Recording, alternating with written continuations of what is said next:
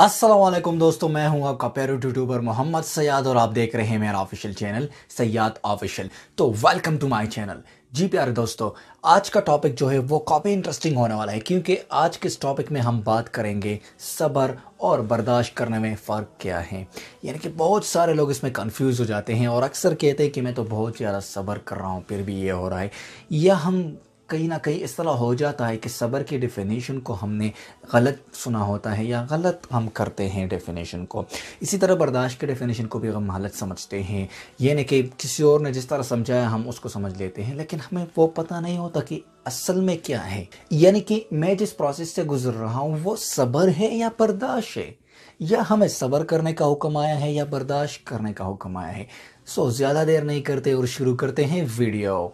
इससे पहले दोस्तों, अगर आपने मेरे इस चैनल को सब्सक्राइब नहीं किया तो सबसे पहले मेरे इस चैनल को सब्सक्राइब करके साथ में लगी बेल आइकन को भी दबाना, ताकि मेरी अगली नोटिफिकेशन आपको सबसे पहले मिल जाए। जी प्यारे दोस्तों, सबसे पहले आप लोगों को बता दूं कि बर्दाश्त क्या होता है।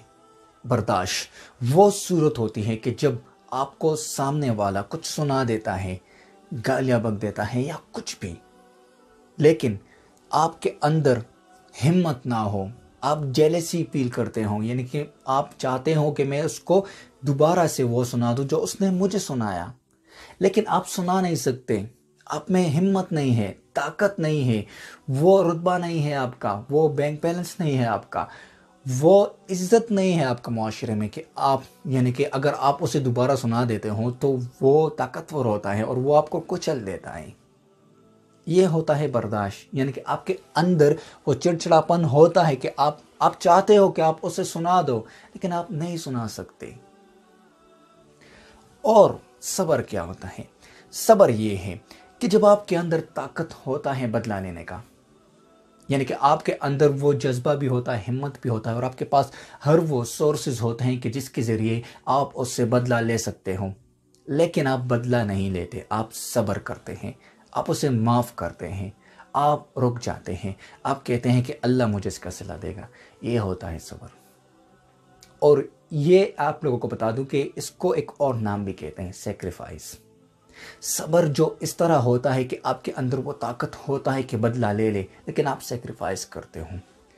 आप कहते हो कि अगर मैं ये काम करूँगा तो इससे अल्टरनेटिव जो प्रॉब्लम्स आएंगे, यानी कि शायद आपको प्रॉब्लम ना हो लेकिन आपसे रिलेटेड कुछ और लोगों को प्रॉब्लम होगा। शायद वो आपको नुकसान नहीं पहुंचा सकता, लेकिन आपके अपनों को पहुंचा देगा, या कोई ऐसा बंदा होगा जो आपके साथ मुलाजिम हो, उसको नुकसान पहुंचा देगा।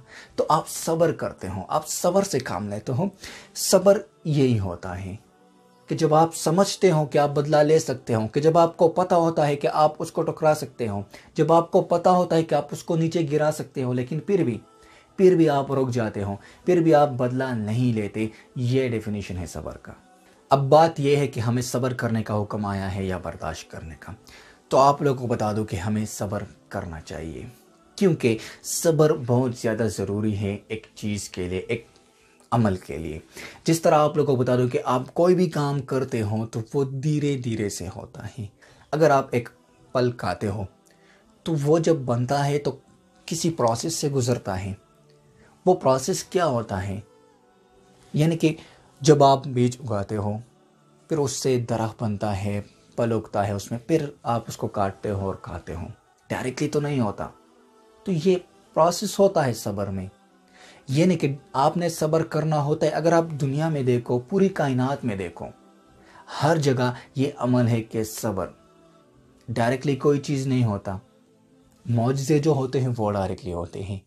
जो बाकी जो भी काम है दुनिया में वो सब्र से होते हैं। तो इसी तरह आपने भी सब्र करना होता है। जब आप सब्र नहीं करते तो नाउमीदी आ जाती है। यानी कि जब आप सब्र करते हैं तो उम्मीद होता है आपको कि हाँ, अल्लाह मुझे इसका सिला देगा, लेकिन जब आप सब्र नहीं करते तो आप नाउमीद हो जाते हो। आप कहते हो कि इस तरह हो गया तो अब क्या होगा यार, अब डायरेक्टली बदला लेते हो और सब्र नहीं करते। तो इसीलिए आपको सब्र करना चाहिए, क्योंकि ये सब्र का पल बहुत मीठा होता है और ये बहुत ज़रूरी है। तो आपने अपने पल को मीठा कर देना है, यानी कि आपने छोड़ना है कि वो मीठा हो जाए।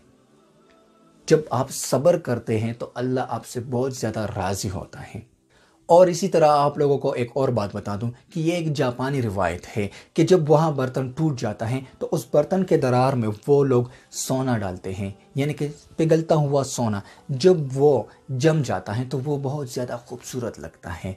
یہ بالکل اسی طرح ہوتا ہے کہ جب آپ ٹوٹ جاتے ہو اور آپ صبر کرتے ہو تو سونے سے آپ کا جو وہ درد ہوتا ہے وہ ختم ہو جاتا ہے، آپ کا دل سونے سے بھر جاتا ہے، یعنی کہ سونے کی طرح ہو جاتا ہے، قیمتی چمکتا ہوا۔ ٹھیک ہے، تو بالکل اسی طرح آپ نے صبر کرنا ہے۔ جب آپ صبر کرتے ہیں تو اللہ کو وہ بندہ بہت زیادہ پسند ہوتا ہے۔ تو آپ نے صبر سے کام لینا ہے، ہمیں برداشت کرنے کا حکم نہیں آیا، ہمیں صبر کرنے کا حکم آیا ہے۔ تو بالکل اسی طرح ہمیں صبر سے کام لینا ہے اور ایک دوسرے کو معاف کرنا ہے اور ایک دوسرے کو خطاؤں کو معاف کرنا ہے، ایک دوسروں سے سیکھنا ہے، دوسرے کے غلطیوں سے سیکھنا ہے، نہ کہ ہم بھی وہ غلطی کریں۔ اگر سامنے والا غلطی کرتا ہے، آپ کو کچھ سناتا ہے تو آپ وہ غلطی نہ کریں، آپ صبر سے کام لیں، آپ بس صبر کریں۔ اور سب سے بڑی بات کہ صبر سے ہمارے معاشرے میں امید آتا ہے اور نا امیدی ختم ہو جاتی ہے، اور جب ایک معاشرے میں امید ہوتا ہے تب وہ معاشرہ آگے جا سکتا ہے۔